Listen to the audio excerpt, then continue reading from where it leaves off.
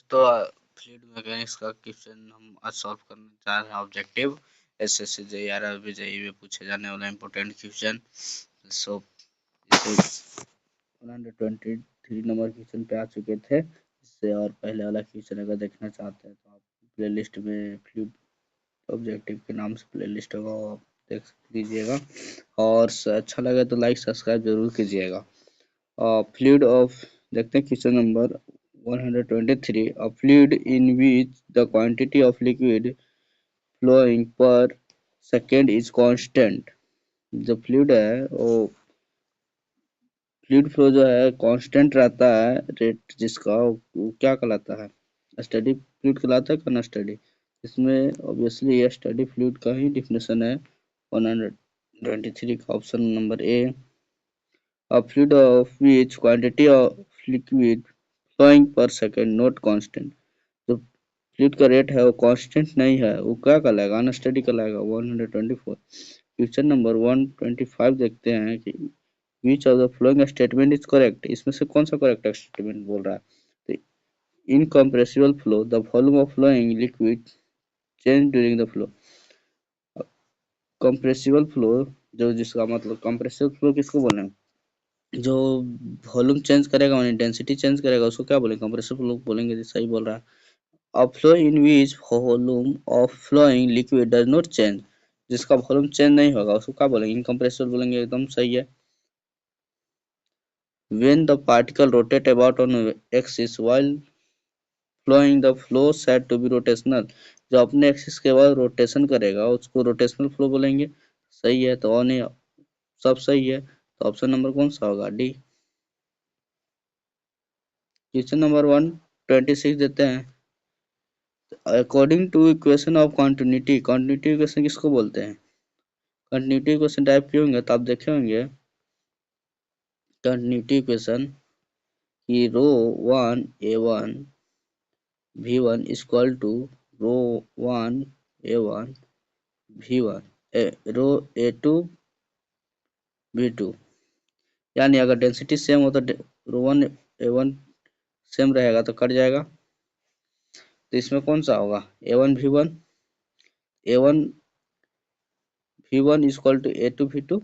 Option number C continuity equation दिखाता है। तो क्वेश्चन नंबर 27 पे चलते हैं।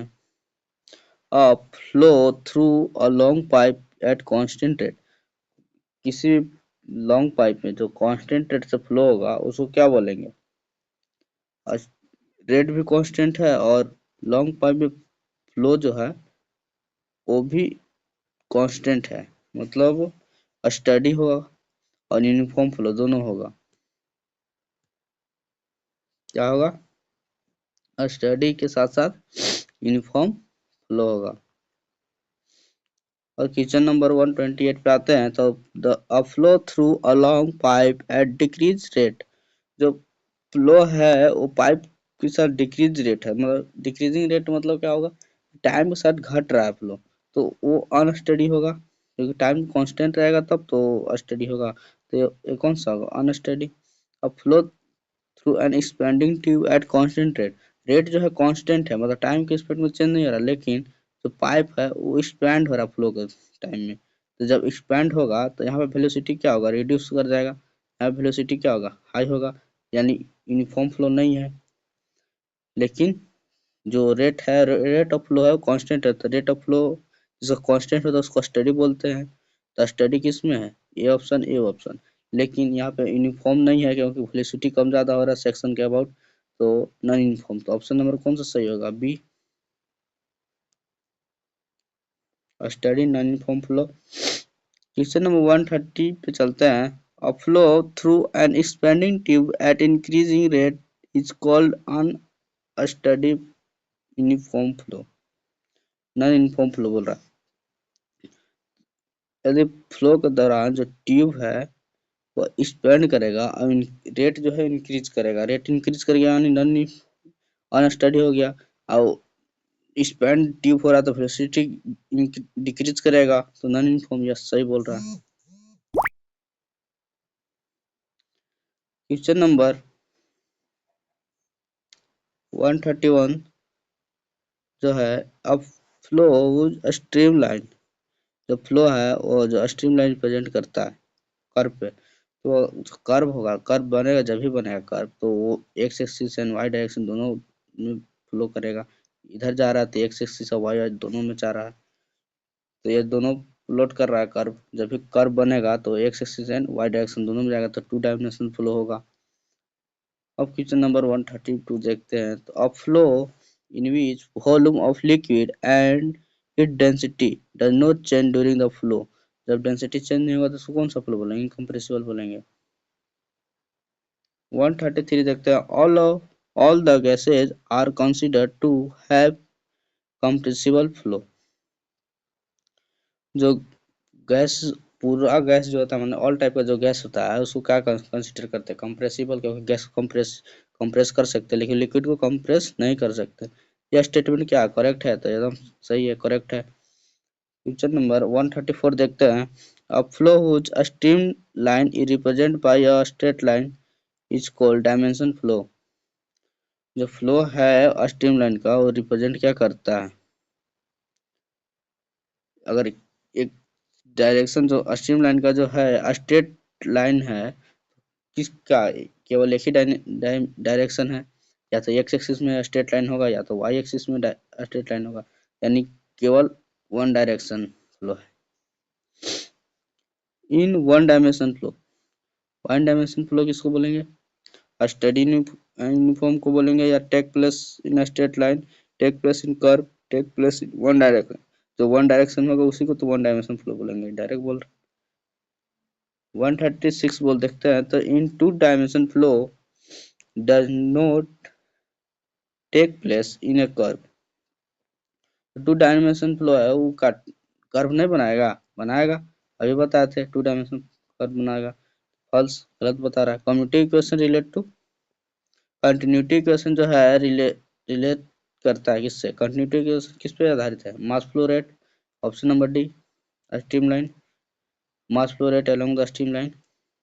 और streamline is defined as the line, जो स्ट्रीम लाइन है वो क्या डिफाइन करता है, parallel to the centre axis of flow के parallel to outer surface pipeline, और tangent to it at the point give direction of velocity. Streamline क्या represent करता है, टेंजेंट, टेंजेंट दिखाता है डायरेक्शन ऑफ फ्लो का। Stream line जो है उस पे अगर किसी स्ट्रीम लाइन पे अगर हम टेंजेंट ड्रॉ करें तो क्या डायरेक्शन ऑफ फ्लो दिखाता है। हम देखते हैं क्वेश्चन 139। द रिलेशन, जो रिलेशन ही जो दिख रहा है आपको, is to refer as do square by pi by do x square plus do square pi by do y square, do square pi by z, do z square equal to 0। ये कौन सा equation है, Laplace equation है, याद कर लीजिएगा। If the velocity potential exist for the flow then it is, जो velocity potential है वो एग्जिस्ट करता है फ्लो के लिए, वो कैसा होता है, इरोटेशनल होता है कि रोटेशनल के लेमिनार होता है। वेलोसिटी पोटेंशियल जो है वो रोटेशनल होगा, नहीं होगा इरोटेशनल होगा, तो 140। लैपलास इक्वेशन गवर्न एज, अगर लैपलास इक्वेशन सर्टिफाई कर रहा है तो कैसा फ्लो होगा, inviscid, incompressible, inviscid, irrotational, option number B, तीनों होगा, इरोटेशनल भी होगा, इनकम्प्रेसिबल होगा, इनविसिड होगा, मतलब विस्कोसिटी 0 होगा। If the velocity potential phi satisfy the Laplace equation, then they represent the possible steady, incompressible and irrotational। यदि phi satisfy करता है Laplace equation तो कौन सा possibility होता है, incompressible and irrotational, क्या सही है, तो अभी तो ऑप्शन नंबर बी में देखते हैं, देखें Laplace equation तो सही है, option number A. Question number 143 देखते हैं। द फ्लो नेट इज, तो फ्लो नेट है रिप्रेजेंट क्या कर, represent of irrotational flow 2 dimension, जो फ्लो रेट होता है, फ्लो रेट, जो फ्लो नेट है वो क्या रिप्रेजेंट कर, इरोटेशनल फ्लो 2 डायमेंशन रिप्रेजेंट करता है, तो क्या ग्राफिकल के एनालिट है तो ग्राफिकल करता है। अब नेक्स्ट इसके आगे का हम नेक्स्ट लेक्चर में देखेंगे। सो अगर प्रैक्टिस के लिए आप बने रहे मेरे चैनल पे, तो subscribe and notification bell icon दबाना ना भूलिएगा। Thank you.